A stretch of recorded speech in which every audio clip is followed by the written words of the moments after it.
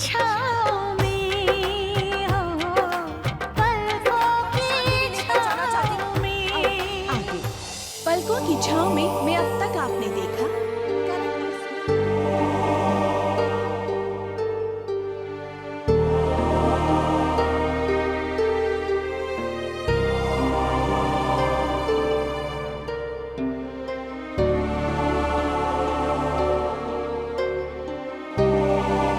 मारने वाले हाथ कभी किसी को नहीं बचा सकते। मेरे बेटे के कातिल के हाथों बचने के बजाय मैं मरना पसंद करूंगी।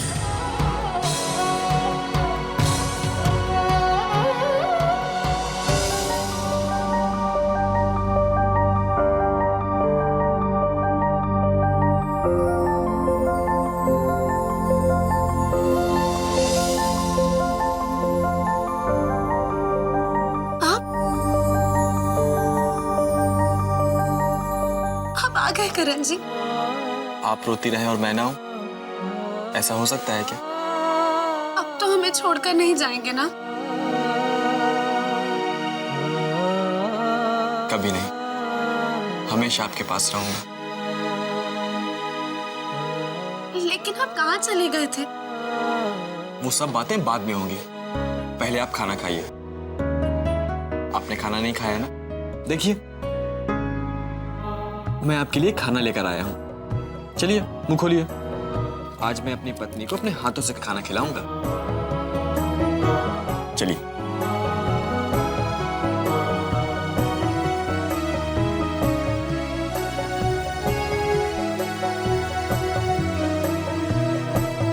अब तो हमें छोड़कर नहीं जाएंगे ना? कभी नहीं जाऊंगा।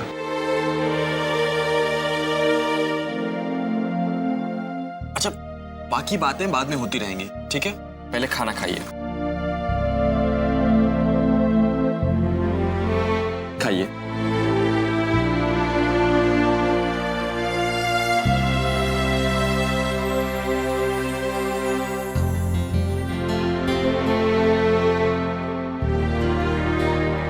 पेट भरा? नहीं। अरे बाप रे, लेकिन मैं तो इतना ही खाना लाया था। अच्छा, और खाना लेकर आता हूँ, ठीक है? नहीं, हमारा पेट ऐसे नहीं भरेगा। तो कैसे भरेगा श्रीमती जी? हमें अपनी बाहों में लीजिए, अपने सुमन को ढेर सारा प्यार कीजिए।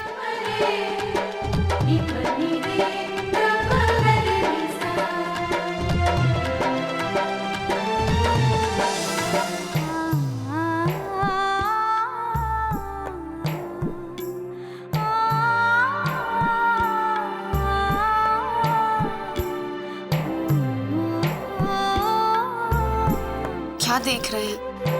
पानी तो मैं लाया ही नहीं, मुझे भी प्यास लग रही है। हम अभी पानी लेकर आते हैं।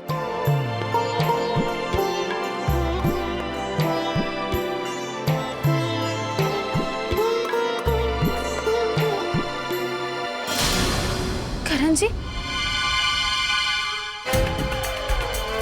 उठ जाओ महारानी। 13 दिन तक इस घर में तुझे कुछ छूना नहीं है, कुछ काम नहीं करना। इसका मतलब ये नहीं कि यहाँ सोती रहो। चलो गाय घर साफ करो, और दोबारा लेटी हुई नजर आए ना, लात मारकर उठाऊंगी।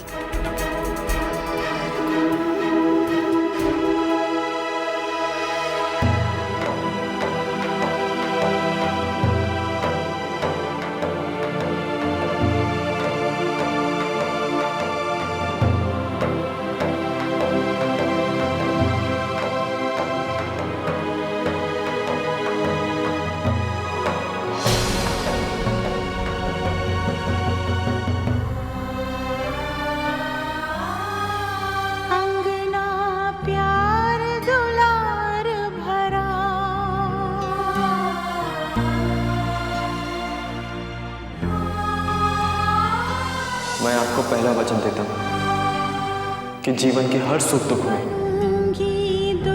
मेरे कदम हमेशा आपके साथ रहेंगे। मेरे रहते हुए दुख की परछाई भी आपको कभी नहीं छू पाएगी। अगर जरूरत पड़ी तो अपनी जान दे दूंगा।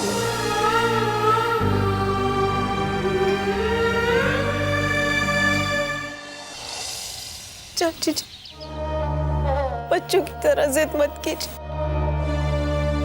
आप दवा नहीं खाएंगी तो आपकी तबीयत और बिगड़ जाएगी। तो अच्छा है ना, जल्दी से मर जाऊंगी। बहू,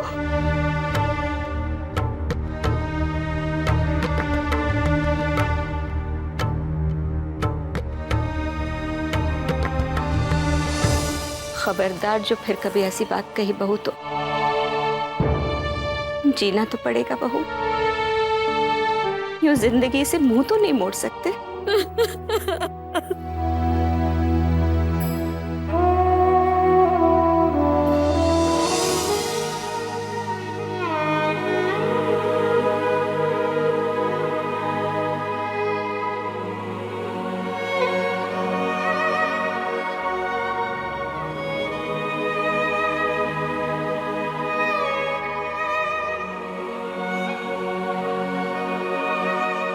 सुमन,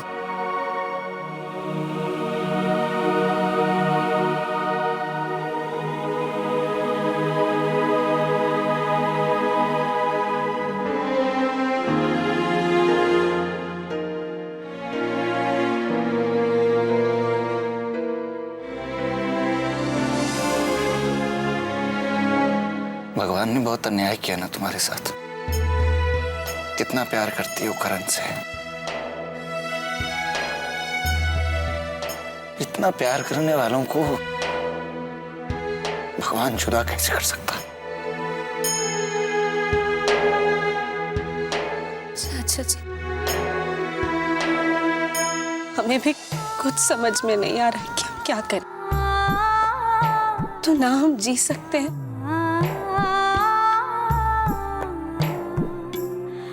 और ना ही मर सकते।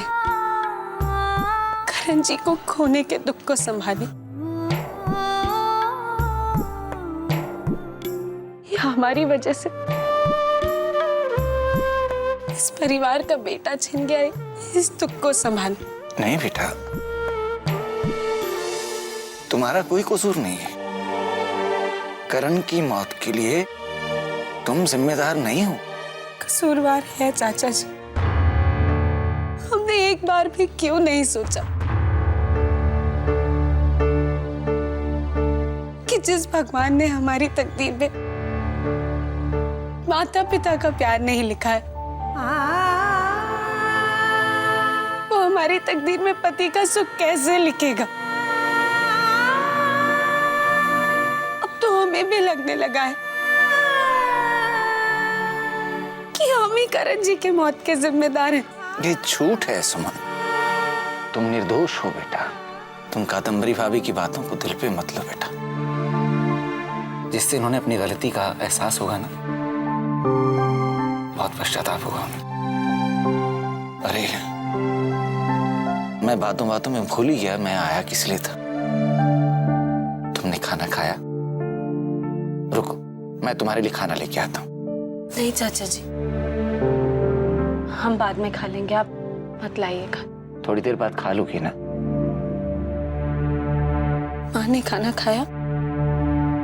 हाँ, तुम्हारी दादी ने और गुड्डी और कंचन ने मिलकर खिला दिया था। माँ का ख्याल रखिएगा,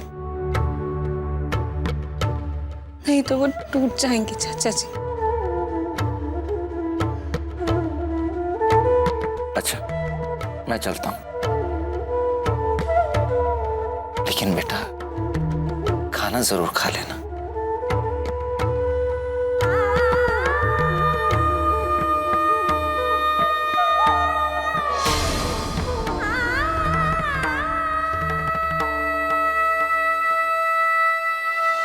भैया जी, हम गए थे सुमन दीदी के पास, लेकिन उन्होंने कहा कि मन नहीं है, बाद में खाएंगे।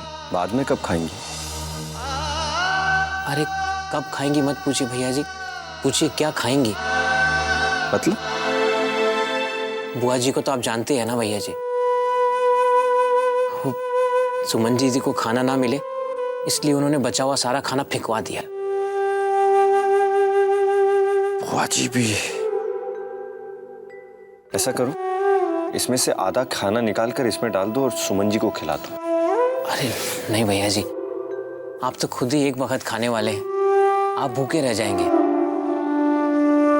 और वैसे भी पंडित जी ने मना किया है, उन्होंने कहा है कि ये खाना तो खासकर आप ही के लिए बनाया गया है।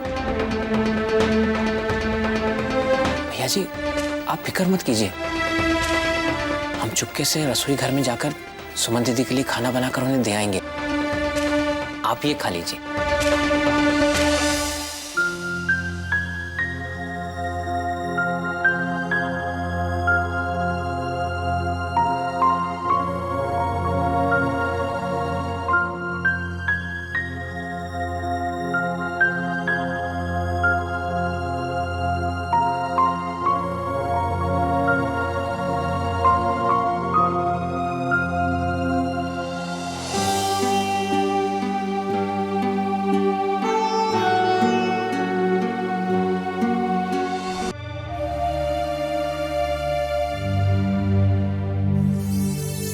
श्याम बहादुर,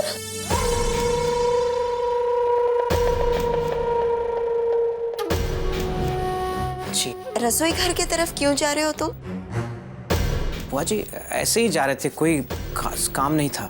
मैंने पूछा कि वहाँ क्यों जा रहे हो? सुमन दीदी के लिए खाना लेने जा रहे थे। खबरदार जो ऐसा सोचा भी, सुमन अपना खाना खुद बनाएगी और तुम ना उसके ज्यादा हिमायती बनने की कोशिश मत करो। बुआ जी ऐसी स्थिति में तुम अपना काम करो, जाओ।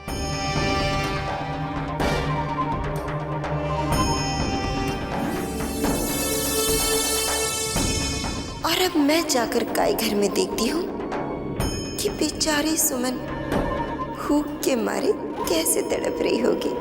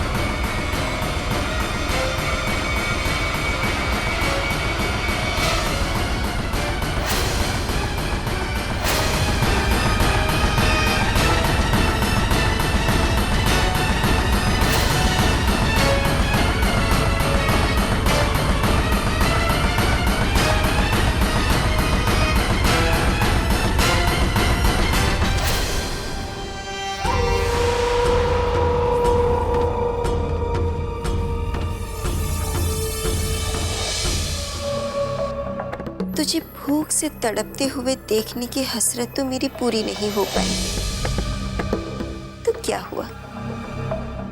तेरी ये बेहोशी मेरी दूसरी हसरत पूरी कर देगी।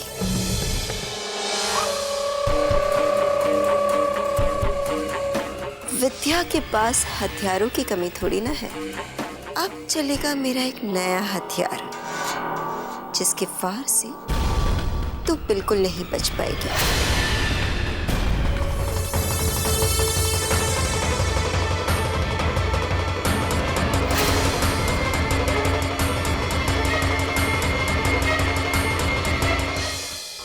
आज से मैं गरुड़ महापुराण का पाठ करूंगा।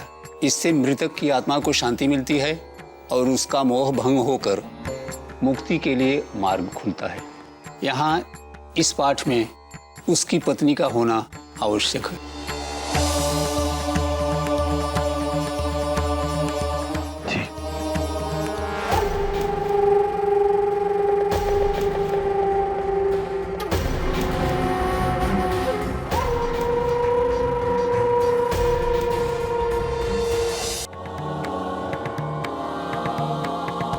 दादी, हाँ पाठ के लिए सुमन को भी बुलाना है ना? उसे बुलाने की क्या जरूरत है? अगर मृतात्मा की विधवा पत्नी नहीं आएंगी तो पाठ का फल अधूरा रह जाएगा और मृतात्मा को शांति नहीं मिलेगी।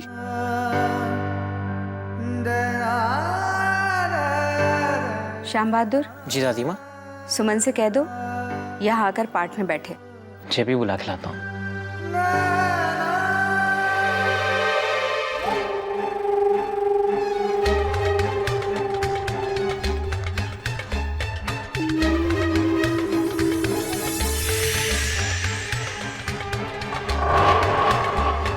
सुमन दीदी,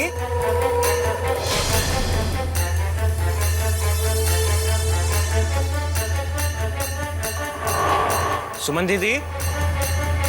हाँ श्याम भैया। सुमन दीदी सब ठीक तो है ना? हम ठीक है।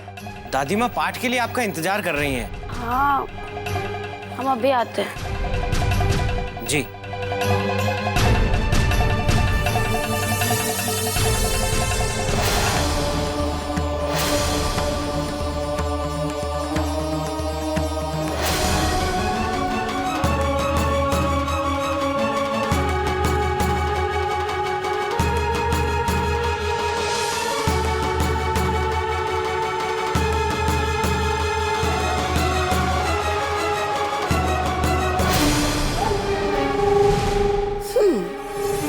आएगा मजा।